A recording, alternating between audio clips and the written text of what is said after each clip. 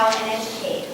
The April 16, 2014 meeting of the Middletown Public Library Board of Trustees is called to order. Adequate notice of this meeting was published in the Asbury Park Press on December 2nd, 2013, and posted in the library, on the library website, and at Town Hall on Friday, April 11, 2014, in accordance with the Open Public Meetings Act. Roll call. Mr. Seibert? Present. Mr. Monahan? Ms. Breen? Mr. Fiore? Here. Mr. Nelson? Here. Mr. Coriano? Mr. Altobello? Mr. Shibbietz? Here. Mr. Picantis? Present. Also present is Mr. Macomba? Here. Ms. Rinaldi? Here. And Ms. Latona. Salute to the flag. I pledge allegiance to the flag of the United States of America and to the republic for which it stands, one nation, under God, indivisible, with liberty and justice for all. Public session on agenda items. The board encourages public participation. Individuals wishing to address the board shall be recognized by the presiding officer and shall give their names, addresses, and the group, if any, that they represent. Each speaker is asked to speak no more than 5 minutes and limit their comments to the items on the meeting agenda. The board may not respond to questions during the public participation portion.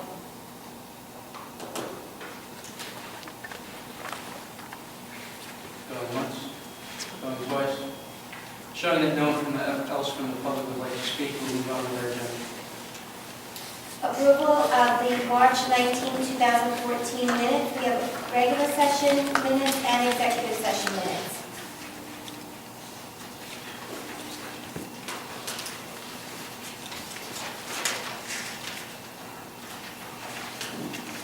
Is there any comments or questions on the minutes?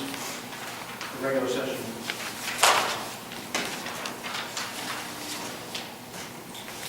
Is there a motion? Motion to accept. Second? Second. Thank you. All in favor? Aye.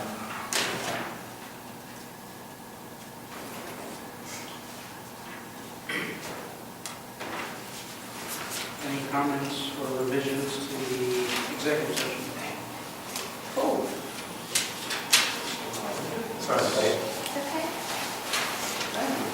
Did I say anything? Is there a motion? What is this for? Executive session? Motion to accept. Second. All in favor? Aye. Motion. Moving on to the 2014 financial reports. You have the voucher list, the overview of the checks, and the financial report as of March 31st, and the statement of financial assets for April 1st.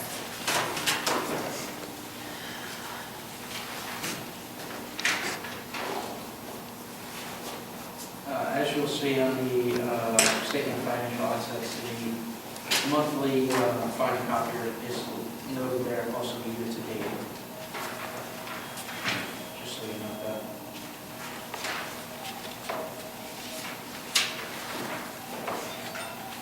On the receipt, is there a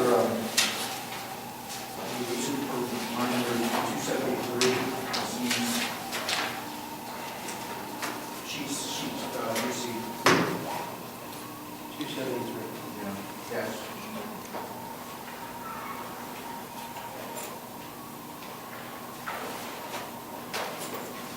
What's the question? No function and negative balances.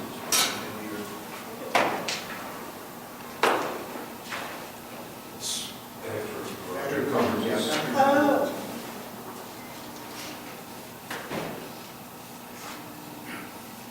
Is that going to settle down as we move forward, I guess? Things, well, it's probably because we haven't gotten our entire budget moved into Edmonds yet. So I think that's just an accounting. I'll find out.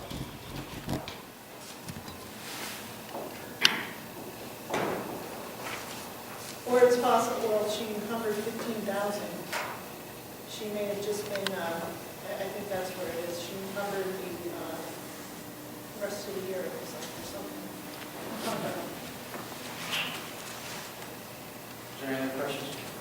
So we have 15,000 encumbrances, so. Right.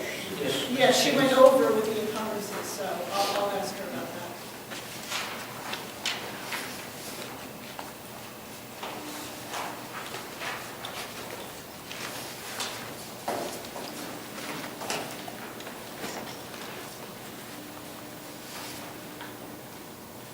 Any other questions or comments?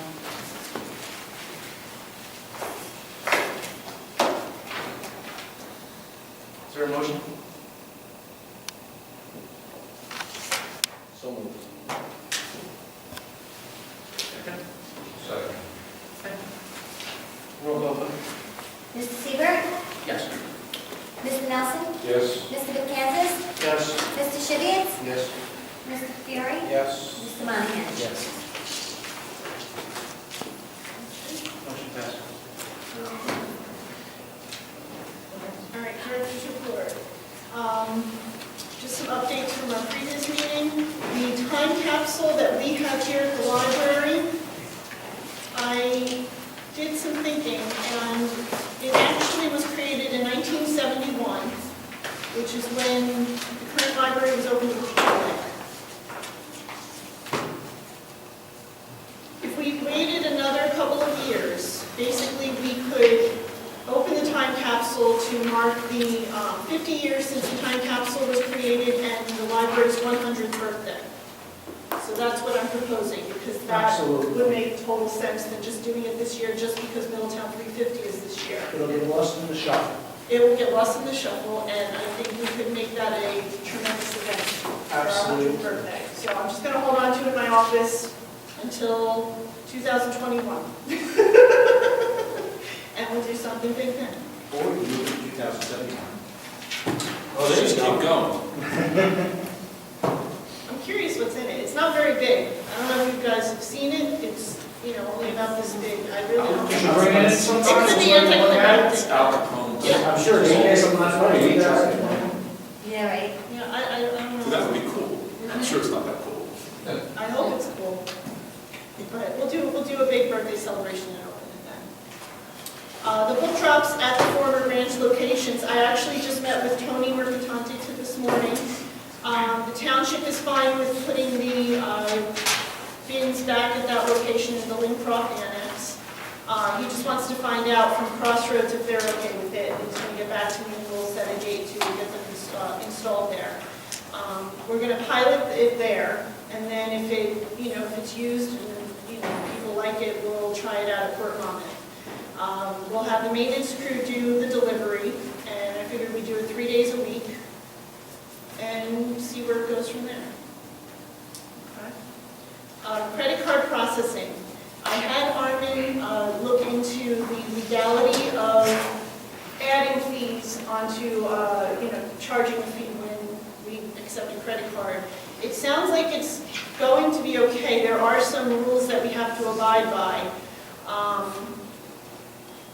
which could pose a problem actually for our system. One of the things is that you cannot charge a fee on a debit card purchase, on a debit card or a prepaid card. I don't know that we can program our system, and Scott, our IT guy, is looking into this, if we can program our system to add a percentage onto credit cards and not onto debits. And it may be a situation where my staff is going to have to monitor that.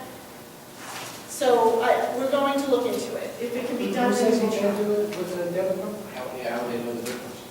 That's, Usually check that's cards. the law. Yeah, if I go to a gas station with a debit card, they charge They're me not cash supposed price? to charge you a surcharge. It's on a lot of some class action litigation that took place in a number of states, and Visa's rules in particular, no debit cards or prepaid card purchases should have a surcharge. That's right on the Visa and MasterCards.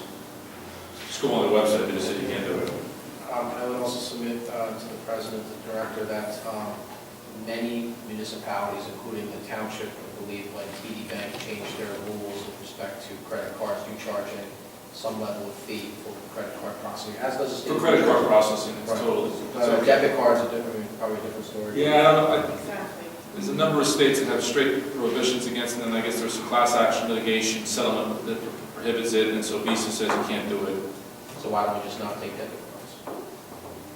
But some people run their debit card as a credit card. Then it's a credit. That's a credit card. It's a check card. You know.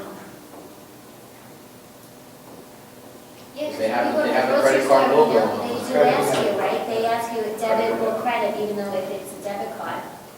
There are credit cards that can be used as credit card, but they can be used as debit. Excuse me. There are cards that can be used as specifically as debits and not credits. Right. They will not be accepted. If you want, I can send it around my, it wasn't much, it's just basically information available right on Visa and MasterCard websites on why, what you can do, what you can't do. It says credit card transactions can have a surcharge, not debit cards or prepaid card purchases. I think that's pretty straightforward. The other rules, just for informational purposes, you can't do more than 4% is the max for a surcharge. They say that you have to do the same surcharge for every type of card, which wouldn't be a problem. You have to notify the credit card companies 30 days prior to beginning. You have to post signs throughout and also put it on the receipt that you charged a surcharge. And you cannot use this surcharge to make money off of the consumer.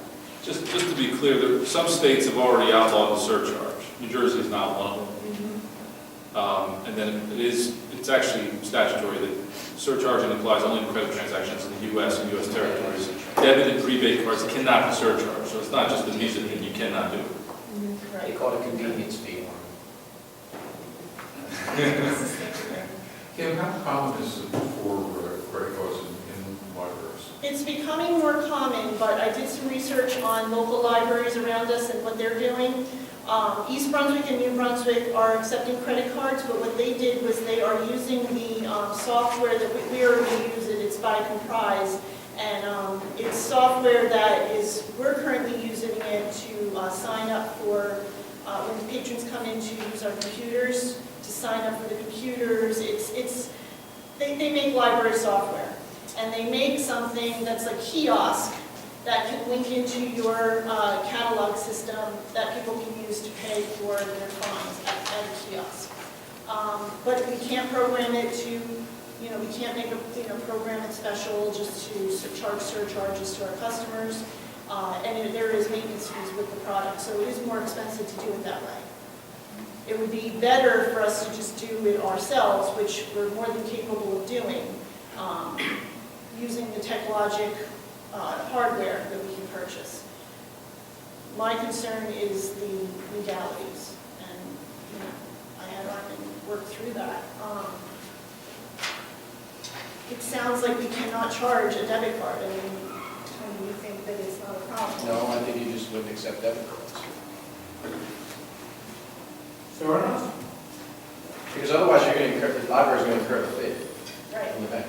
Right. Is the fee, do you know if the fee differs from debit to credit? what's that? Is the fee different Yes, it is. for debit and credit cards?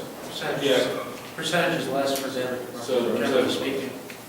It's not going to matter to the board or to the library because the debit card, you can't charge a fee and the bank's still going to hit you with whatever fee is still above what you. Right. Right, you're going to take a little bit of a loss. If they type in a PIN, which we would not offer, it's 60 cents per transaction. Any other transaction is 15 cents per transaction. So I calculated it up, and basically it's going to cost us about 20 cents a transaction to accept with all the fees that we're going to have to pay. And that's at 500 transactions per month. If we did a $5 minimum, which we are allowed to do up to $10 minimums, that would balance us out of the 20 cents. 4% of, if we did the 4% max surcharge, $5 minimum, we would definitely cover our costs. That would cover the cost of the machine. Well, the hardware is the hardware. I mean, that's just going to cost, but I'm trying to cover the cost of the monthly fees associated with accepting credit cards. So it's 4%, $5 minimum, credit card only, we're good to go. Yeah. We'll break it. overheating. Right. Yes, that's overheating.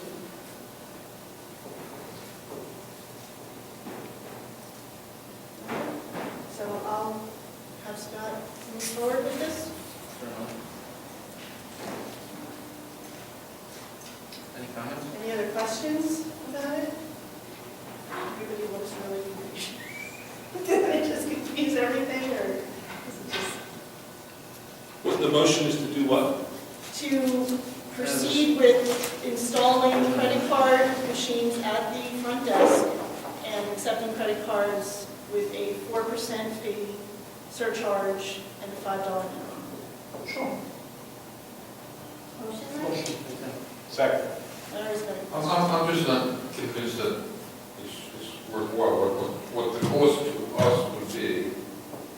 Well, if we charge a 4% What would it cost us? surcharge, which is the maximum we can charge, there would be no cost to us. We would cover our fees. So you just received It it. would cover the, It would cover the monthly costs to accept, all costs. aside from the one-time charge of Installation, the setting up. hardware. Setting up the The hardware Setting system up the first. actual Initial hardware. swipe machine at the terminal, at the front desk. Aren't they also charging for the terminal? We already paid for it's just something, it's actually through the same company that we purchased the self-checkout machines from. So it's just an addition. Okay. It's an additional piece of hardware that attaches to our self-checkout machines. And it's a one-time cost, and that's it. What time cost, not all that much. I don't actually have the exact figure on how much it costs for the swipe machine, but I don't think it's a little piece of hardware.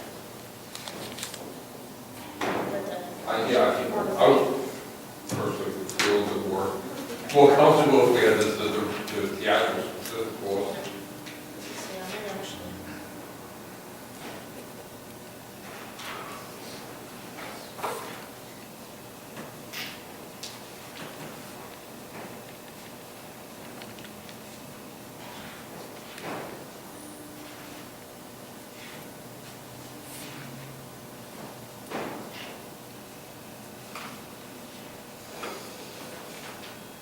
I don't have the actual cost for the technological piece of hardware.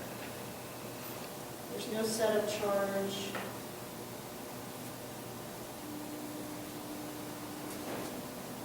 No, but I don't know the cost of the actual piece of equipment. That's for the bank.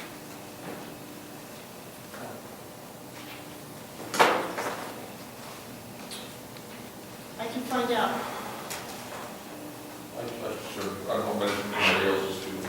I'm going to say it's probably $100, but I can find out. I can give you the exact amount. Yeah, I mean, based on Okay, no problem. All right. And in looking at it, I don't think, I'll look again for, I don't think there's any kind of cute way to get around that, The debit card. the debit card, by calling it something else. I think it's pretty clear that they don't want you to do that. Right, But I'll look at some other, if there is anything, I'll let you know. yeah. Apparently, there is some way of determining, there's some, I don't know what it is, but I have to find out on the card that I can train my staff to look for to ensure that we're not accepting a credit card. Has anyone ever been charged a surcharge on a debit card? I don't Yes. believe Gas stations do sometimes. Yeah, Gas stations- that's what I use here. they use debit card, and they still do a surcharge? Yes. Well, they charge me the credit card price.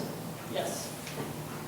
And You that's read what I read. You That's read what what I I'm read, reading, right? exactly. That's why I Okay. read that, and I said, I better call Armin, because Yeah. what I'm reading is, we're not allowed to be doing Okay. that, and I'm with you on this. Yeah, it's, I mean, That's what my and concern again, is. I didn't, I based my research on exactly what is, provided on the merchant, on the MasterCard Visa websites, which is quite It's clear. very clear. But, You cannot charge a surcharge. if you're coming back with the cost of the unit, I'll, Okay, yeah. okay. You advertise on the signs even now, and drive by, it says. Well, it says credit, I know it's, cash and credit, Right. I don't use my debit card, so I can't tell you. Well, I guess the question is, if a debit card is ran as credit, I think you still not. can you charge a surcharge? The website says That's the no. question. It says no. That's what I read. No, a debit card is only debit if you put in your PIN. No, No. It's still a debit card. I've gone to the grocery store and I've used my debit card and like they've said, oh, debit or credit, and me not thinking, I'm like, whatever, it doesn't matter. She's like, all right, well, I'll do credit so that you don't have to put your PIN in. Then I realized, No. now I use my debit grocery store home and they can put it through as a credit They're card. using it as a check card. It's a. No, as a credit card. You're right. Credit. Right, you're right, that's what I'm saying, it's a check card, that's a different type of debit card. If you do pure debit, you have to put in a code. On your debit card, to say Visa or MasterCard on it, it's also a check, that's why they're able to put it through as credit, but it debits from your checking You can account. run it as one or another. They can run it as either or, but if you were to do debit, they'd ask you for your PIN like an ATM. Well, since we're coming back next month, Right, I'll if you get it as a I'll be credit. very clear about that. Okay, That's how much So grocery this is one of stores the- pay The for. fee, Yeah. the fees are Nothing. But I read the different. same thing you did, and I didn't find When anything. it may come from the same place, but the fees are different from the merchant. I understand. Okay, we'll talk about that. Well, there is a first, there was Yeah, a there was motion first. and there was a second. What's gonna, we should withdraw the motion. So, right. Mr. McKenzie. Mr. McKenzie, will you withdraw? I withdraw the motion. Thank Thank you. Okay, so the library is going to participate in International Dental Day on April 25th to support sexual violence and domestic violence in Middletown and in New Jersey. It's being sponsored by 180NJ, which is a local nonprofit organization that serves individuals and families who have been affected by domestic and sexual violence. Staff must, if they wear jeans to work, they must donate a minimum of $5 to, for the cause. And so far, to date, we've raised $155 for the charity. If staff want to wear jeans, they're In not. order to wear jeans on April 25th, they have to give at least $5 towards 180NJ. And just as a note, Middletown high school students participated in this on March 29th. There was something in the paper about it. That's where we heard about it and decided to participate as well. They went to they went to the Monmouth Mall and spread the word about the charity, and they were all in their jeans. And it was a cute thing. It was a nice thing they did. The library is going to be, well, right now we're testing a new product called Hoopla, which is a streaming, it's a digital product that allows our customers to stream movies, audiobooks, and music for free. We're looking at it right now. The staff is playing with it, seeing what we like, what we don't like. But the nice thing about Hoopla is there is no waiting lists. Unlike our Overdrive product, there's no waiting list, so anything that's on there you can stream right away. You don't have to put yourself on hold for it. It's compatible with all iPhone, Apple products, and also with Android. The interface is very user-friendly. It looks like Netflix. It's very cool. And I'm getting some feedback from the staff, and if we like it, we're going to go ahead with it. Local reviews from Mount Laurel and Royal Library say that they are very pleased with it. It's becoming more and more popular. And it's used all over the country, but some of the bigger libraries that use it are Boston and Pittsburgh Public Libraries. Does it open us up because it's a free service to advertisements that the Hoopla service are going to click on for the streaming No. video? No. How do they make any money then? Well, we're going to be paying them. So I was going to say, It's a well, subscription service, yes. that wasn't. Yes, it's, the minimum that we have to give them per year is $12,000, and then it's a debit type of a program. So if we want to sign on with this, it would cost a minimum of $12,000 to get started, and then the average cost per circulation of an item is $1.80, and it's a debit program. So what we're going to decide to do probably is limit everybody who wants to use it to like 5 circs per month, 5 uses per month, and see how it goes from there. Would that become very expensive? The 2 libraries we talked to, Mount Laurel and Royal, said they have not blown through the $12,000 in a year. So, So if Because I seem to remember reading somewhere within the last month or two that there were a lot of comments that the market was saying this had become extremely expensive once it became popular. Whether it was on the internet or, With the Pupla or the libraries using, yeah. okay. I think I think it would be a great thing for our library customers to be using the library and using the library's products. I mean, that's Apparently the the- service was very Yeah. good, but it was very expensive for the libraries. I didn't get that feedback from the two New I Jersey wish I libraries I remember talked where to. it was. Well, if you see it's becoming expensive, Yeah. I think you It can would just be tailor monitored. no, you can monitor it, but you can also tailor less DVD purchases. Mhm. Because obviously, people are using that streaming, Right. they're not going to be taking Right. out DVD. So I think it could be net. And that's where we're going to get the money, the $12,000 Net zero. anyway. Right. You can make it net neutral. Right, it's going to be.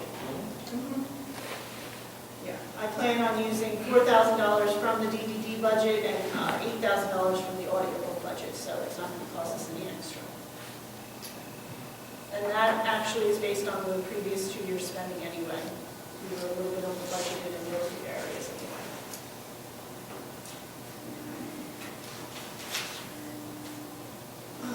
Library internships. We are looking for 2 interns. We already have interest in the digitization intern, so we're really excited about that. It's going to be someone from Rutgers who will assist us with our historical Middletown text, digitizing local history texts and photos, documents that will all go onto the history website that's on our current website. Public relations intern, we're looking for someone to help out with posting all of our programs with the newspapers, all the websites that we post to, and maybe going out and getting more ideas about how to push some of the services that we have, like Overdrive. I spoke with Senator Carrillos this morning, and he had no idea that we have free ebooks here. He was so excited. I think that some of the services we have are not being publicized the way that they should, so I'm looking for somebody fresh that could possibly help us out with that. And I don't know that we've gotten any interest on that yet. Not yet, I haven't received anything. So if anybody knows of anybody, let them know that we're looking for a volunteer. Programming committee, I am working on streamlining our programming procedures. They're a little bit crazy right now. We get a lot of requests from outside businesses, organizations for our meeting room, and that's definitely somewhere that we can bring in some revenue, is with renting out the space to businesses and organizations that are not nonprofit, or that are holding private meetings for their staff or for whoever, for their club, organization, whatever. So that's something I'm going to be working on. And then just the procedures for taking requests for performers and, for programs and things like that. So I'm working on that for my staff. Middletown 350, we are selling the merchandise here at the library. I don't know that we sold anything yet, unfortunately, but we have it out there. In addition, to assist the 8th through 12th grade students that are going to be doing the genealogy poster project, we're going to hold 2 computer classes on our Ancestry.com database, one in April and one in May, to give them some training on using that database so that they can complete their project. And the library is going to have a float at the parade. We have 11 people that are 11 staff members that are very interested in participating and will be walking the parade on Middletown 350 Day. This week, as everybody knows, is National Library Week. I'll be meeting tomorrow morning with Assemblywoman Amy Hanlon to talk to her about supporting library services and just tell her what we do here and how wonderful the library is. And I met Senator Carrillos this morning. He came in, he did a tour of the library, and he also read a story to our babies at baby playtime. So that was very cute. And those pictures are on our Facebook page and also our website. For Autism Awareness Month, we are lighting it up blue. All of our exterior parking lot lights are blue to raise awareness for Autism Awareness Month. And finally, the last announcement is our next chapter book club. We have received a grant from I think it's Scotch Plains Public Library started it, they piloted the project, and basically it's a book club for people with developmental disabilities. They can meet once a month and discuss a book, read together, whatever it is, but we have 3 staff members that are going to be leading this project, and we received training, support for setup. We're actually going to get the first set of books for the first meeting at the book club, and promotional materials. And that is said to be worth over $1,000, so that's really great. And that should kick off next month. Okay, any questions on the announcement? And then I had one thing for discussion. At last week's personnel meeting, we were looking at the space of the library, and one of the things that I'm trying to figure out what to do, right? Just to give you some, I don't know if everybody realizes, I now occupy the previous assistant director's office. I felt that the previous director's office was very large. I didn't need that kind of space. And it's also connected to the main building, the main library area. So I felt like it would be an easy space to give back to the main library area. What I thought would be a good idea would be to put a door or maybe 2 and create 1 or 2 small study rooms or some sort of conference room in there, because that's, like I said, something that we are getting so many requests on is meeting space. We have now, boards and commissions are looking for places to meet. So it's something that we really could give to the community as another meeting space. And I think it's something we really need. All it would cost is some drywall, a door, and would be conference tables and chairs. So it wouldn't really cost anything, but I think we could rent it out. I think it's a good space for boards and commissions to meet. The Historical Society is looking for a spot. So I think that's something we could consider. I would, if you would like, I don't know if you had a conversation with the township administrator, but I would be happy to have a conversation as the township representative, mayor's designate, with the township administrator as to doing that work, if you would make that room available to the boards and commissions of the township at no charge. I believe the township would be happy. I would assume they would be happy to make those changes for you and structure based on their inspection. Okay. I'll be happy to. Thank you. I really appreciate it. We just took the overflow of all their boards. I guess they're not allowed to have the noodles over there. Well, No, I understand. can't have things spilling on the EOC table anymore. Oh, that's right, they redid that room. So, yeah, the only one we're not taking is the Environmental Commission, because they, the DEP, they stay till 11, 12 o'clock at night, so we is can't that accommodate them. Is that a motion, Mr. Chair? Well, I'm making a motion, but I'm happy with Well- some conversation. Well, what do we do? To move forward with that project. Well, I'd like to see if the township's going to If the townships, do the work. I guess you could move just to, You can move to request that I to request engage the township. see what information come out, but if they're going to pay, then hopefully. So we And, would definitely do it. we want to know that. Right. After all, it's our building.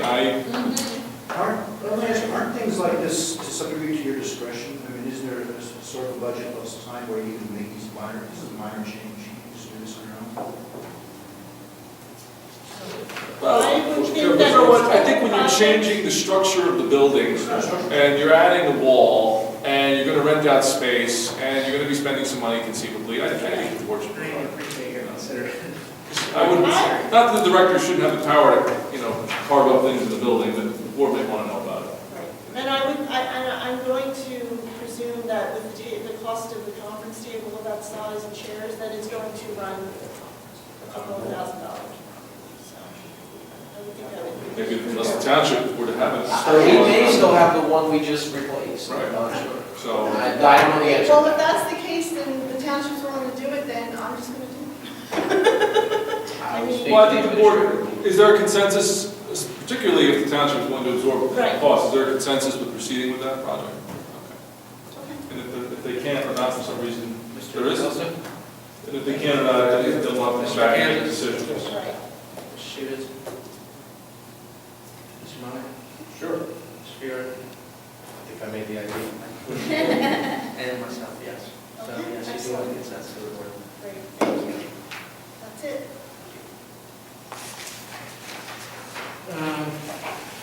The personnel committee met, you'll see in the new business is the majority of what was discussed. Mr. Shevitz, the first reading for the bylaws is also in the new business. And I'd just like to thank the library and staff and the director, and celebration of Vermont National Library Week, and dedicated staff and their continued efforts to make this a great library.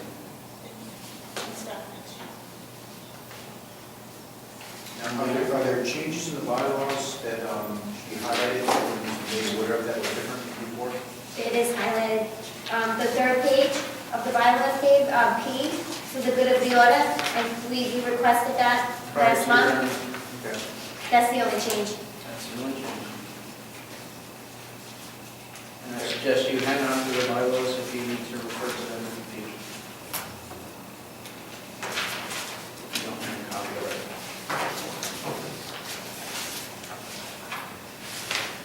That's all I have.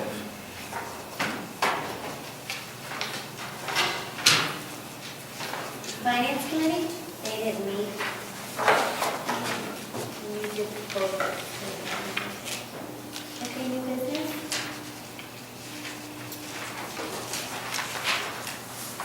The first is the revision to the bylaws for our agenda, adding, like we just said, for the good of the order.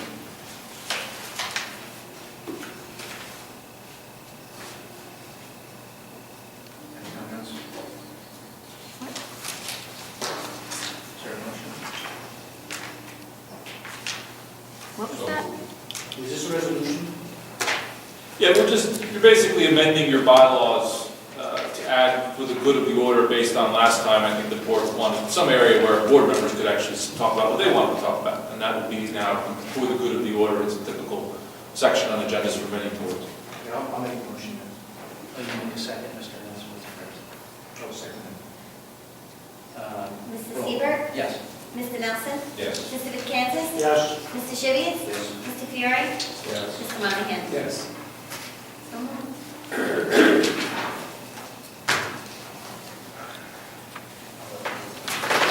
Okay. The next few items under new business were actually the bulk of what was discussed at the personnel committee meeting last week. I gave everybody a personnel action plan, which is just basically a worksheet showing exactly what we're trying to do here, as well as a copy of the organizational chart, which everybody got. So, the first item, the teen librarian, that was a role that was being performed, a job that was being performed by Eleanor Strobo, who was promoted to Children's Services Department Manager. So that's an opening that we need to fill. That position would come under the senior librarian where it says open. That was Eleanor's role. I want to actually move, I would like to hire a librarian, entry-level position, librarian, and move that position over to the Children's Services Department and have teen services be managed by the Children's Services Manager.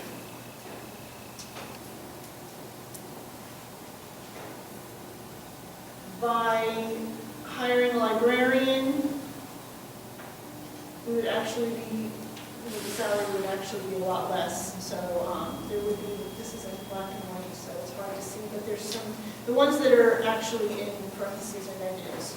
So the cost for the first year would be about $25,000, and then the salary would go to the entry-level librarian salary.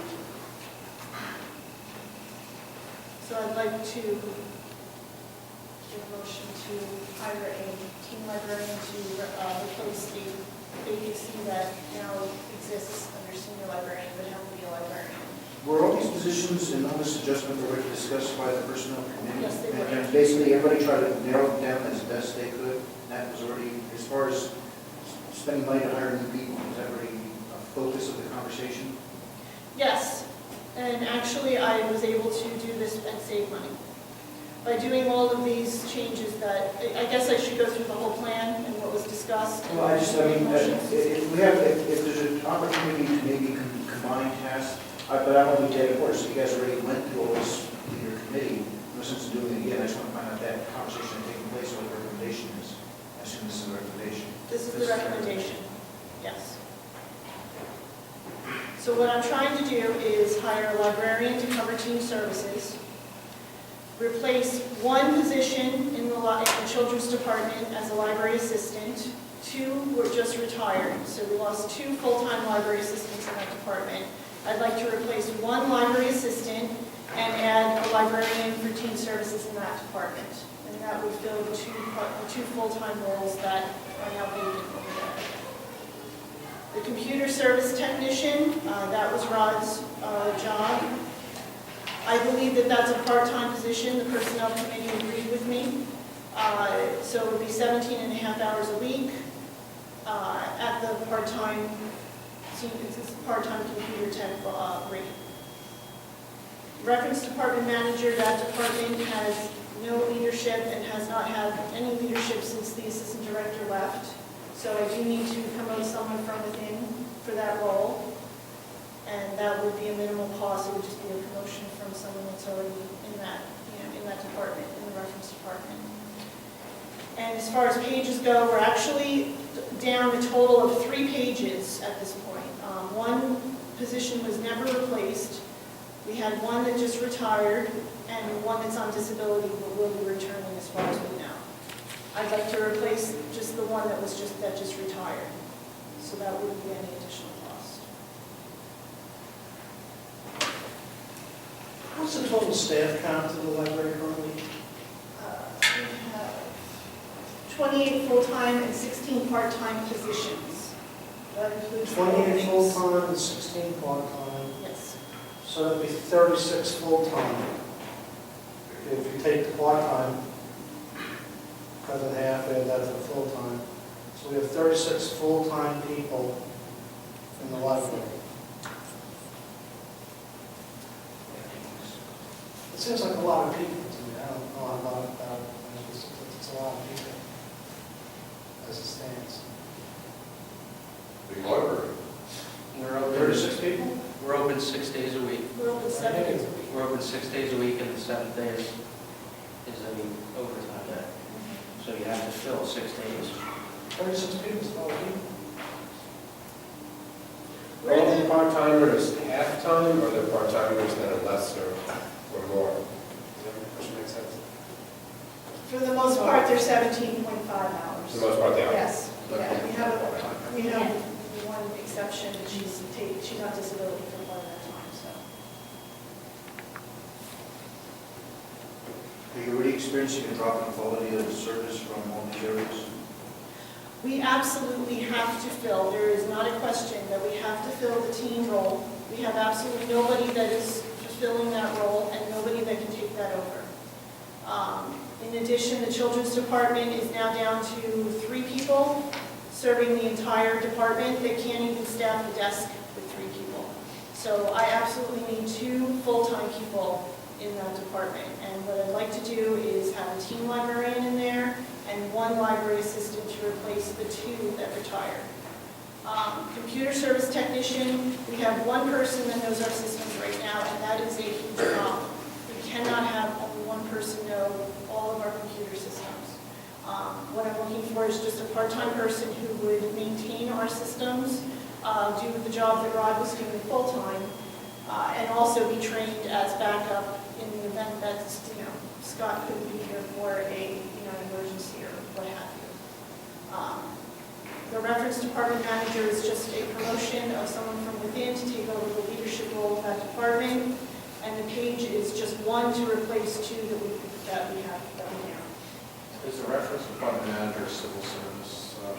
Yes, it would be librarian When you say manager, sometimes I don't know. Yes, librarian Exempt, three. exempt. Yeah, yeah.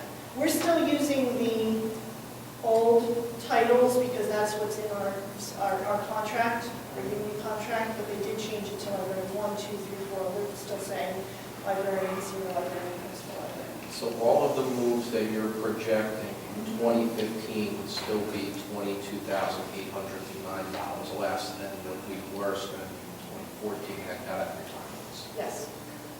Yes, I'm saving $22,000 and With all still these. filling the roles that I feel are absolutely 100% needed without a doubt. You need to hire full-time people or do another 17.5-hour person? Well, the computer service technician would be a part-time position. When you say part-time, 17.5 hours? 17.5 hours, yes. That's a good point.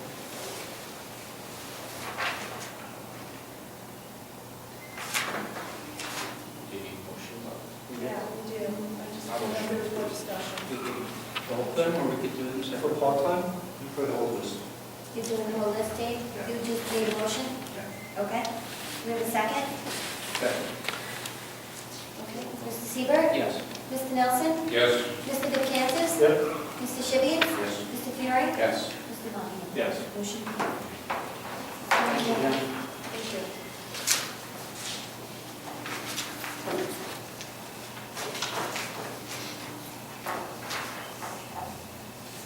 Next is the second reading, and then there are two resolutions, so I'll let Kim do the second reading of the dress code.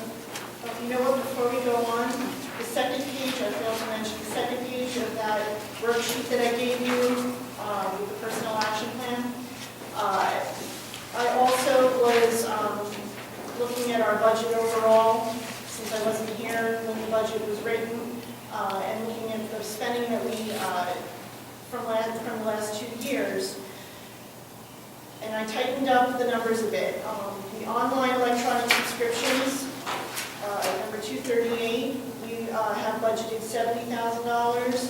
I went through and looked at the usages of some of our databases, the types of databases we have, and looking for redundancy in information, and I was able to save us $10,000 there. I canceled 3 databases, one that was hardly ever used but was costing us $5,500 a year. One that was exact opposite of another database that is used more readily than this one. And then one that they skyrocketed their cost and it's hardly used. It's very low usage. So I was able to save us some money there. With our book budget, I looked at our spending over the last 2 years, and we never exceeded about $230,000. So I brought that budget down to by $20,000 to $230,000. And then the periodicals, I looked at the usage of each of our magazine subscriptions. We had budgeted $15,000 for periodicals, and I felt that we could cut a few and save $1,000 there. In addition, I think we're going to discuss we're going to pass a resolution for the other 2. But I feel that we can expire the 2 stipends now that I'm here for the clerk and for the tech services manager who is overseeing reference.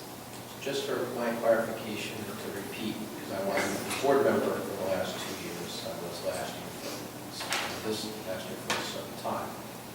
By going through the former budgets of the last 2 years, Former spending. in the last 2 years, that was proposed by the previous director's budgets, you were able to find that there were approximately $31,000 outside of the stipend savings that you were able to adjust. Yes, and I will say that it would be nice to be able to spend more and to provide more services and to grow the library, because that is what I would like to do, and that's what I think we're all here to do. However, in order to get the staffing that I need and just keep us running. I'm You trying can to save redeploy some them, money. by redeploying the resources. I'm trying to save some money in other areas where I feel we can save it right now. But ultimately, I would like to see this budget grow. And I think there are ways we can bring in some money, meaning the rentals is one of them. The job well done so far. Thank you. It's a good program. Do we need a motion? Yes. Motion. Is there a second? I think you have a second. Oh, There's a new second? Or is this another? No, To there's adjust the budget. budget. Oh, just the budget. Second. Mr. Seaver? Yes. Mr. Nelson? Yes. Mr. Kansas? Yes. Mr. Shivia? Yes. Mr. Fury? Yes. Mr. Monahan? Yes. Motion carries. Moving on. The next is the second reading for the dress code policy, 3 forward. So there's a new paragraph. I revised it slightly based on the reaction that I received last month. What I'm proposing is that we allow staff to participate in casual Fridays, which would mean that they can come into work dressed in a more casual attire. Of course, what would be inappropriate would be shirts with inappropriate depictions, tank tops, muscle shirts, crop tops, shorts above the knee, and flip-flops, among other things. And it would be up to my discretion to decide if someone is inappropriately dressed on a Friday. But it's a way to make the staff more comfortable one day a week. And as I mentioned, the township's already doing The that. township has the same policy. My only question is, and I'm sorry, I was asking, how do you specifically guideline good grooming is required? I mean, someone has a beard, that's not allowed to be a library employee? No. I mean, how do you quantify that? I guess you know when you see it. Yeah, I mean. Yankees have a no mustache policy? That's No, right. it's not necessarily, but Well, no we beer, not a mustache. wouldn't want our staff to come in looking visibly unclean. I understand that. T-shirt, shirt half untucked, things like that. You still have to have a neat professional appearance, but you can dress in a more casual attire. Just wanted to clarify that. Are you In allowed case you get a grievance. You allow shirts without Which we collars? could, Which you- Yes, Yeah. T-shirts are okay then? I would say so, yes. Appropriate. And especially, as I mentioned at the last meeting, T-shirts that would promote library programs. For instance, this is National Library Week. American Library Association sells T-shirts that say Celebrate National Library Week, read, things that are appropriate for what we do here. And I would think that that would definitely be appropriate on Friday. Is there any other comments? Do you think the determination should be solely with you rather than with the other department heads? I think I would change that, yes. Library director, It would be department just heads? for, it would come to me, any issues that. It would be up One to on me three to still decide. says library director and department heads. No, we changed that. Implementation, responsibility of enforcing this policy in the first step is at the library director. Yeah, the library director will have the authority to remind employees of dress policy violations and may send employees home to change their clothing. And then it goes on to talk about being sent home.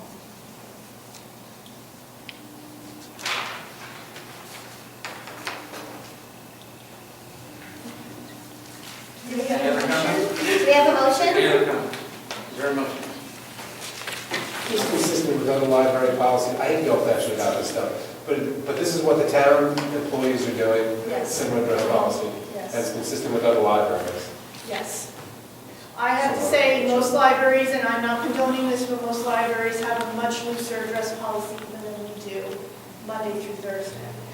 I think that my staff dress very, very nicely compared to other libraries that I've worked at.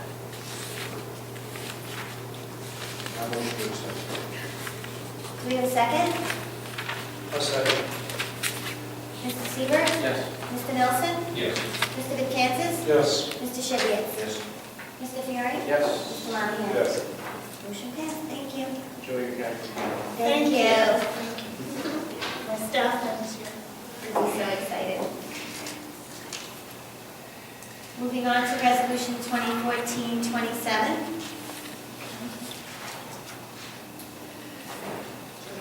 Sure.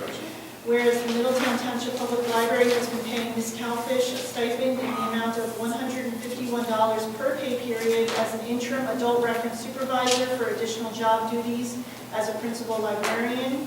And whereas the Middletown Township Public Library has hired a new director, Kim Rinaldi. And whereas the responsibility and authority for the supervision of the adult reference librarians will now be directly handled by the director until a replacement manager is hired. Now therefore be it resolved, the additional reference department responsibilities will no longer be required by Ms. Calfish, and the stipend received by Ms. Calfish for these responsibilities will expire as of April 21st, 2014. Motion. Motion. Second, Dave? Yes, second. Thank you. Mr. Seaver? Yes. Mr. Nelson? Yes. Mr. Vitcantis? Yes. Mr. Shibbiat? Yes. Mr. Fiore? Yes.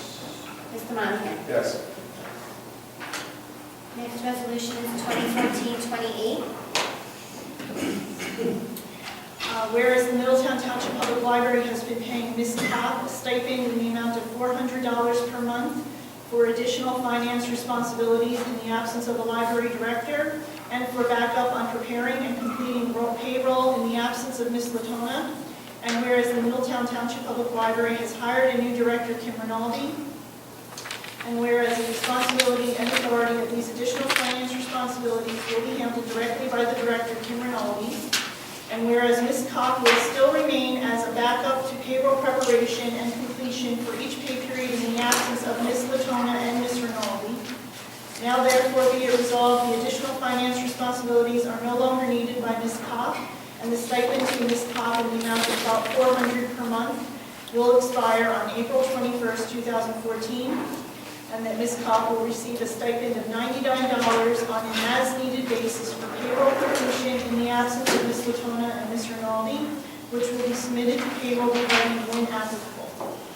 Motion. Second. Mr. Seaver? Yes. Mr. Nelson? Yes.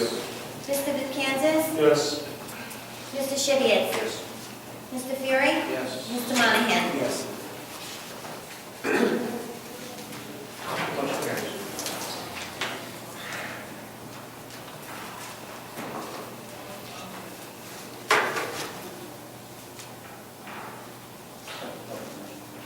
Second public session. Would anyone like to speak?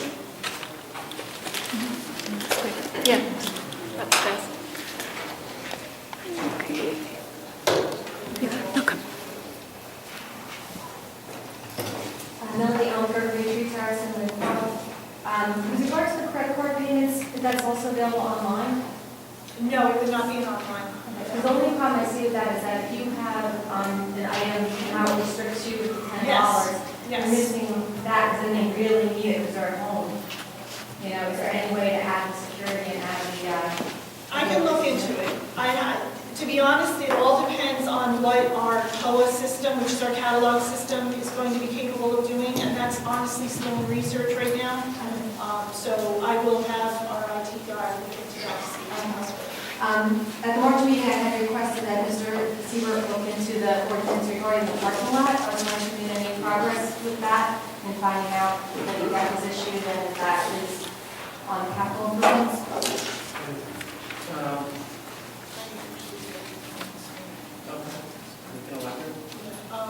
I did speak with the business administrator for the township this morning. He tells me that it is on the capital improvement program for the township, but I don't have any information about when that's going to take place. Mr. Fiore, do you know? I had a meeting with the business administrator yesterday. It actually was approved last year. I can't tell you why it wasn't implemented, but I can tell you that I and the mayor both asked that that be implemented as the highest priority capital project this year, and it is my hope that that will be done in the summer unless the director doesn't want it done in the summer due to volume, and then, we'll work on that schedule. But I expect it to be the first capital project done by the township this year. Also, at the March meeting, I requested that the board consider adding the fines and copier fee income to the budget. Was any, Your wish has been granted. really? So is the budget getting revised, like with these changes of the amounts Yes. in the budget? And how does that get done? You have to bring it to the next meeting and put a resolution for it? Because usually once it's approved, that never changes the whole year. You're proposing that you submit a new budget for May, for the rest of the year?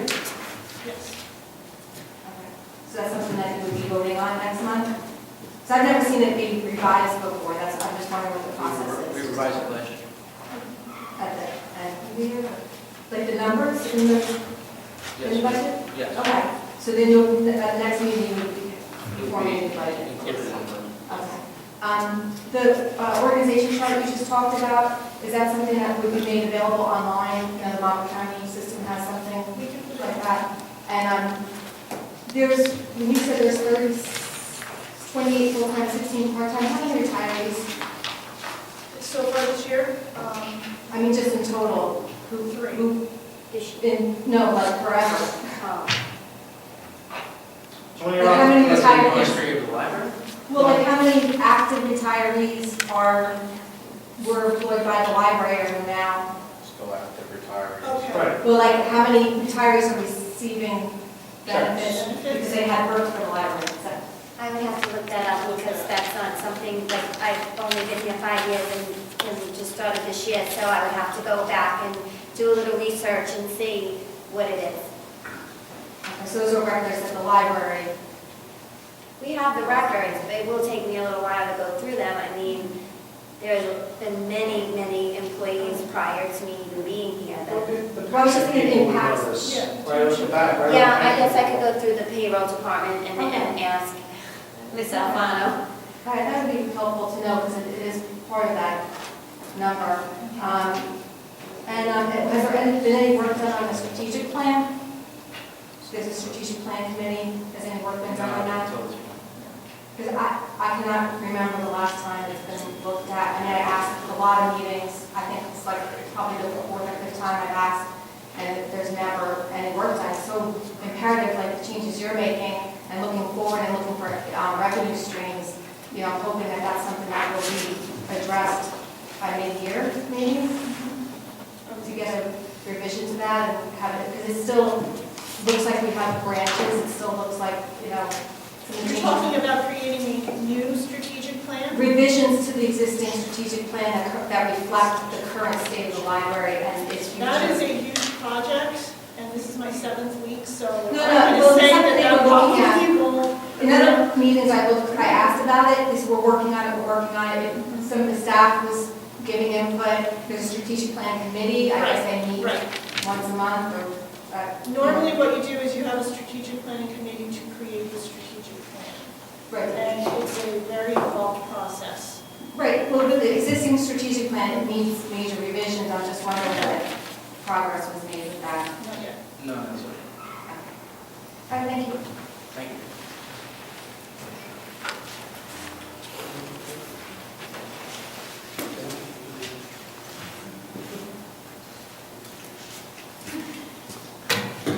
Good evening.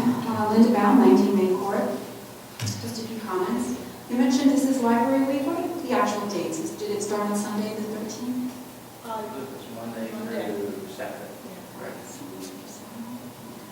And also about the new room that we talked about constructing. Is it expected that the use of that room would be free to nonprofits and local organizations the way this room currently is? Or is it expected only to be? That is what I'm going to propose, that we would continue to allow nonprofits and local Middletown organizations to use all of our meeting spaces at no cost. Okay. And also, I missed where that room would be constructed. The former director's office. It backs up to where the Periodicals. periodicals and coffee is on the counter. There's a counter there. Where the fireplace is on this wall that goes this way attaches to the former director's office. There's like a countertop that comes out of the wall, that's against the wall where the coffee is. Familiar Where with the that? newspapers are, Oh, okay. that's that wall. There's the room that's directly behind that. Okay, so it would be opened up. Yes. Would it be doors? Okay, one other comment. There was a bylaws change that was made last year. I don't know if it was last year or the year prior, but it was a specific change regarding absences that required absences to be, required that there be a valid reason for absences. It required that attendants attend full meetings, if they do not have a valid reason for leaving or being late. And I think in line with that change, that it would then require accurate record keeping for when members are absent, accurate record keeping for the reason for those absences, and a specific determination as to whether or not those reasons are valid. And I know that takes some effort to do that, but if you're going to change the bylaws, to have that specific provision in there, and I think it would be incumbent on you to track attendance and reasons for absences. And I believe the minutes accurately reflect the presence or non-presence of all members of the board. I'm sorry, what was that? I said I think the minutes, the recorded minutes accurately reflect the Yes, it presence does. of Actually, I'm- not excuse me, my I'm point. I wasn't done. I was repeating what you were saying, and she requested. I think the minutes accurately reflect whether people are here or not. Yeah, that's my point. They may reflect whether or not people are here. They don't reflect whether or not the reason for absence is valid in line with your own bylaws. That would seem to be a separate determination, a separate process. Mr. President, Mr. McCumber, I'd ask you, I'm looking at the bylaws for the language. but bylaws notwithstanding, the bylaws of the library board cannot be more restrictive than the Municipal Volunteer Service Act, I agree with you. which clearly does not state that a member has to, if he has a non-excused absence, that they be removed by the board. So if So that might that, change the bylaws. clearly you cannot overstate, correct, Mr. McCumber, or you cannot oversee the Municipal Volunteer Service Act, which I believe does put into place that if somebody misses, a member misses, any committee misses more than 2 meetings in a row, unexcused, that they may be, at the board's discretion, replaced. Is that And it correct? mirrors the Board of Education statute as well. So I didn't know, I'll have to go through the bylaws, I didn't realize the bylaws say that for every absence, it has to be, well, let's say after 3 consecutive unexcused absences. Okay, That's may I speak? So- Actually, this is my time, if you would just allow me to speak. In Well, right, response to right, what that's Mr. not what you President said. That's not what you said. So that, I think the bylaws reflect accurately what the statutes say. And, Okay, but again, unexcused, that would require a separate determination Right, but as to there- whether or not somebody should be excused for whatever reason. right. The way it would typically work is if a board member were to miss, the requisite number of meetings, the president at that point would seek clarification as to what the issue is and what we're discussing. But I don't know that on a meeting by meeting basis, I don't think it's required that you document in the minutes what the excuse for the absence is. Well, if you're not documenting and making a determination as to for each absence. This doesn't have to be done on a meeting by meeting basis. When a board member misses the required consecutive numbers of meetings, at that point, typically what happens is the president, or in the case of a municipality, the mayor or the chairman would reach out and see, please, we'll need some kind of indication as to why Because it's you're absent. kind of a loose rule. It's not a loose rule, and the board doesn't, they may take action, they don't have to take action. So they may do it, it's not required that they do it. So that's the other issue. This is exactly the language of the statute, it's all it is. But it would be extremely unusual for the president on the record to say, if you go through the absences and excuses on a meeting by meeting basis. Right, so you're basically saying it's not necessary, it's kind of up to I'm saying the point of the discretion. statute. Oh, yeah, I agree. What I'm saying is the point of the statute is if you have a member who is habitually absent without some kind of explanation or reason to the board, at that point the board at its discretion may take action. That's what it's for. It's not to every month go on the record with, here's why Mr. Toriano was absent, and I'm satisfied. That is not that's not the purpose of that, or the bylaws. Okay, so I understand that your discretion. My point is that there have been a lot of absences. Such a practice would be intrusive and probably offensive and would chill people from wanting to volunteer for public service. You know, I think that if people are going to volunteer and accept the responsibility of doing that, then there's incumbent upon them the responsibility to actually attend meetings, which they're aware of when they accept the appointment. It is not unusual, in fact, I have another board tonight, We can agree to disagree. which couldn't get a quorum. This board has never had a problem getting a quorum. When that, I guess my concern is when that provision was put in, it affected someone at the time who was a very good attendee. I'm talking about Marjorie Cavalier, but who really wanted to leave at 10 o'clock, which was three hours into the meeting. And most of these meetings are running well under 3 hours now, but she felt that, that was specifically aimed at her, and she didn't stay.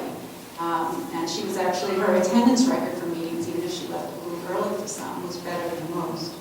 So, The statute, the bylaws reflects the statute. I'm commenting on the... But it reflects the exact same language in the statute, and the board never took any action against any member for any reason under this bylaw or the statute. It's how it was interpreted. I don't know how she interpreted it. I don't know how you know she interpreted it. Okay. To my knowledge, Ms. Cavalier was never... And she was a very poor member. I enjoyed her presence. Okay, so it's really discretionary, that's fine. It is exactly as the statute says. Okay. Same words. Any other comments?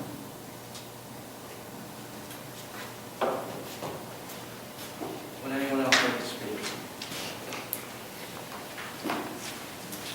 Showing that no one else from the public would like to speak, we will move forward with our agenda.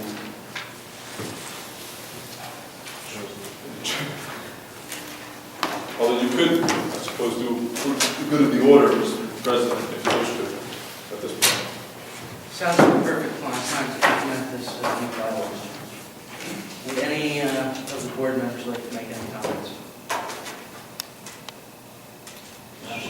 Sorry. Mr. McCann?